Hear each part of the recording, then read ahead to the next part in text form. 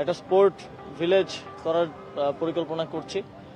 এটা একটা mega project হবে। আমরা এর জন্য বিভিন্ন দেশের সাথে আমাদের কথা চলছে আর্থিক এবং কারিগরি সহায়তার জন্য। আমরা কনসেপ্টটা এরকম যে 55টা ফেডারেশনকে একই জায়গায় অফিস ফ্যাসিলিটিস করে দেয় এবং একই সাথে খেলাধুলার সকল ধরনের ফ্যাসিলিটিস মাঠ করে দেয়। একটা বড় প্রজেক্ট হিসেবে এটা আমরা নেওয়ার চিন্তা করছি। আপনারা জানেন যে আমাদের একটি নিম্ন আয়ের দেশ হিসেবে, উন্নয়নশীল দেশ হিসেবে আমাদের অনেক প্রায়োরিটিজ আছে, আরও অনেক মৌলিক জায়গাগুলোতে প্রায়োরিটিজ আছে। সেজন্য এটা আমরা চেষ্টা করছি যাতে যেই দেশগুলো এখন আমাদেরকে এই পরিস্থিতিতে সহযোগিতা করতে আগ্রহ দেখাচ্ছে তাদের থেকে কারিগরি এবং আর্থিক সহযোগিতাটা নিয়ে একটা স্পোর্টস ভিলেজ ঢাকায় করার এবং সেটার পরিকল্পনা চলমান আছে। আপনারা বেশ কিছু স্টেডিয়ামের নাম পরিবর্তন করেছেন। আমাদের সবচেয়ে বড় আইকনিক স্টেডিয়াম হচ্ছে বঙ্গবন্ধু স্টেডিয়াম। এটার ব্যাপারে কোনো সিদ্ধান্ত আসবে কিনা বা বঙ্গবন্ধু স্টেডিয়ামের নাম পরিবর্তন করতে? নাম পরিবর্তনের বিষয়ে আমাদের উপদেষ্টা পর্যায়ের একটা কমিটি হয়েছে। সেই কমিটি একটা প্রস্তাবনা দিলে তার ভিত্তিতে ওইটা একটা জেনারেল ডিসিশন হবে, কারণ আপনারা জানেন যে হাজার হাজার নাম আছে এরকম। তো সেটা সেই জেনারেল ডিসিশনের ভিত্তিতে সিদ্ধান্তটা আসবে। এখন আমরা আমাদের জায়গা থেকে আমাদের যতটুকু জুরিসডিকশনের মধ্যে আছে তার মধ্যে যে যে জায়গায় নামগুলো পরিবর্তন করা প্রয়োজন বলে মনে হচ্ছে, অথবা নতুন যেই কাঠামোগুলো আমরা করছি, বিভিন্ন উপজেলা স্টেডিয়াম হচ্ছে এবং এখানে আজকে একটা খেলার মাঠ হলো, এই কাঠামোগুলোতে যেন আমাদের শহীদদেরকে স্মরণে রাখার ব্যবস্থা করা যায় সেটা আমরা করছি। এবং আপনারা জানেন দীর্ঘদিন ধরে শহীদ আবরার ফাহাদ 2019 সালে শহীদ হন, তার নামে কুষ্টিয়া জেলার মাঠটা নামকরণ করার একটা দাবি ছিল। আবরার ফাহাদের পরিবারের পক্ষ থেকে এই দাবিটা ছিল। তো সেই জায়গা থেকে কুষ্টিয়া জেলা স্টেডিয়ামটার নাম আবরার ফাহাদ স্টেডিয়াম নামে করা হয়েছে। 9টা ফেডারেশনের অ্যাডহক কমিটি দিয়েছেন, 90 দিনের মধ্যে নির্বাচন করা একটা বিধিমালা রয়েছে। তারপরে আসলে তাদের নির্বাচনগুলো কিভাবে হবে বা কি পরিকল্পনা করছে?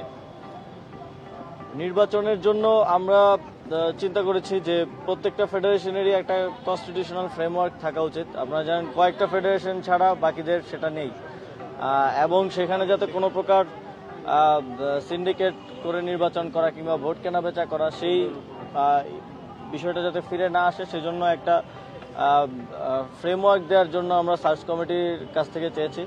ওনারা একটা ফ্রেমওয়ার্ক আমাদেরকে দেবেন এবং তার ভিত্তিতে আমরা এনএসসি থেকেও একটা গাইডলাইন করে দিব, জেনারেল গাইডলাইন সবগুলো ফেডারেশনের জন্য, এবং প্রত্যেকটা ফেডারেশনের কনস্টিটিউশনাল একটা ফ্রেমওয়ার্ক থাকবে ইলেকশনের জন্য, যাতে করে এর আগে যেরকম ফেডারেশনগুলোতে রাজনৈতিক বিবেচনায় লোকজন এসেছে সেটা বন্ধ হয় এবং প্রকৃত ক্রীড়াবিদরাই এবং প্রকৃত ক্রীড়া সংগঠকরাই ফেডারেশনগুলোর দায়িত্বে আসতে পারে। মাননীয় উপদেষ্টা, আপনি শুধুমাত্র আপনি একজন অভিভাবক সমস্ত ফেডারেশনের, আপনার সব বিষয় সুচিন্তিত মতামত নিশ্চয়ই সবাই শোনেন। সাকিব আল হাসানকে একটা প্রশ্ন করতে চাচ্ছিলাম। তিনি যে কোনো কারণে হোক সাউথ আফ্রিকার বিপক্ষে সিরিজটা শেষ টেস্টটা খেলতে পারেনি, তিনি ওয়ানডে থেকে এখন অবসর গ্রহণ করেনি। সামনে ওয়েস্ট ইন্ডিজের বিপক্ষে আমাদের ওয়ানডে সিরিজ, এরপরে চ্যাম্পিয়ন্স ট্রফি। সাকিব আল হাসানকে নিয়ে বাংলাদেশ ক্রিকেট বোর্ডকে আপনার কোনো পরামর্শ কিংবা কোনো উপদেশ কিংবা কোনো নিষেধাজ্ঞা আছে কিনা? দেখেন, ক্রিকেট বোর্ড একটা অটোনমাস বডি। আমি আমার পরামর্শ দিতে পারি এবং আমি যখন সর্বশেষ খেলা নিয়ে মিরপুরে একটা পরিস্থিতি তৈরি হলো তখন আমি আমার সেই পরামর্শ দিয়েছি, আপনারা জানেন, এবং ক্রিকেট বোর্ড সেই অনুযায়ী ব্যবস্থা নিয়েছে। সামনের দিকে ক্রিকেট বোর্ড অটোনমাসলি সিদ্ধান্তগুলো নিবে অবশ্যই। সেক্ষেত্রে আমার যে কোনো পরামর্শ যদি ওই সময়ের প্রেক্ষিতে দেওয়ার মতো থাকে আমি তাদেরকে সেটা। বঙ্গবন্ধু স্টেডিয়াম নিয়ে আমরা দেখেছি যে আসলে এখানে অনেক অবৈধ মানে স্থাপনা রয়েছে, যেগুলো নিয়ে আপনি ভিজিটও করেছেন, সেটা সব আপডেট কি? তারা কি উচ্ছেদ কবে নাগাদ? সেটার জন্য একটা কমিটি অলরেডি করে দেওয়া হয়েছে। বঙ্গবন্ধু স্টেডিয়ামে যে দোকানগুলো আছে এবং বঙ্গবন্ধু স্টেডিয়ামের সৌন্দর্য বর্ধন সহকারে এই সবগুলো বিষয় নিয়ে সেই কমিটি একটা প্রস্তাবনা প্রায় অলমোস্ট রেডি করেছে। সেই প্রস্তাবনার ভিত্তিতে আমরা ব্যবস্থা নেব। আপনারা জানেন এখানে চুক্তির বিষয় আছে এবং প্রায় একটা দোকানের 4-5 বারও চুক্তি হয়ে গেছে। এরকম বিভিন্নভাবে হাত বদল হতে হতে আমরা ভাড়াটা পাই হয়তো 7-8 হাজার, কিন্তু দোকানদার ভাড়া দিচ্ছেন 2 লক্ষ টাকা। তো সেটার সমন্বয়টা কিভাবে হবে এবং আমরা একটা দাম নির্ধারণ করে দিব যাতে আমাদের এই আয়ের অর্থটা আমরা আবার যে ফেডারেশনগুলোর আর্থিক আছে সেখানে ব্যয় করতে পারি। এবং একই সাথে বঙ্গবন্ধু স্টেডিয়ামের একটা স্টেডিয়াম তো এরকম হতে পারে না, ভেতরে ঘিঞ্জি অবস্থা, ময়লা ফেলে রাখা। সৌন্দর্য বর্ধনের জন্য আমরা ব্যবস্থা নেব, যথাযথ ব্যবস্থা নেব। বিভিন্ন উপজেলায় কিছু স্টেডিয়াম করা হয়েছিল, শেখ হাসিনা মিনি স্টেডিয়াম, ওগুলো নিয়ে আপনারা কি চিন্তা করছেন? এবং আরেকটা বিষয় যেটা হচ্ছে যে আমরা শহীদদের পূর্ণাঙ্গ তালিকা কবে নাগাদ দেখতে মানে আশা প্রকাশ করব? স্টেডিয়ামগুলো করার থেকে বেশি গুরুত্বপূর্ণ হচ্ছে রক্ষণাবেক্ষণ এবং এর স্টেডিয়ামগুলোতে যাতে খেলাধুলা নিয়মিত হয় সেটা নিশ্চিত করা। তো সেটার জন্য আপনারা জানেন যে আমরা উপজেলা ক্রীড়া সংস্থাগুলোর পুনর্গঠন কার্যক্রম চলমান আছে। ইতিমধ্যে আমাদের কাছে 9টা উপজেলা, 12টা জেলা আর বিভাগীয় কয়েকটা ইয়ার প্রস্তাবনা এসেছে। আমরা সেগুলো পর্যবেক্ষণের মাধ্যমে, যথাযথ পরীক্ষণের মাধ্যমে সেগুলো পুনর্গঠন করে দিবে এবং তারাই এই দায়িত্বগুলো পালন করবে, লোকালি উপজেলা টুর্নামেন্ট, জেলা টুর্নামেন্টগুলো করার এবং সেই মাঠগুলোকে ব্যবহারে রাখার। এবং শহীদদের যে পূর্ণাঙ্গ তালিকা, এখানে আপনারা জানেন অনেকগুলো ব্যারিয়ার আছে এক্ষেত্রে।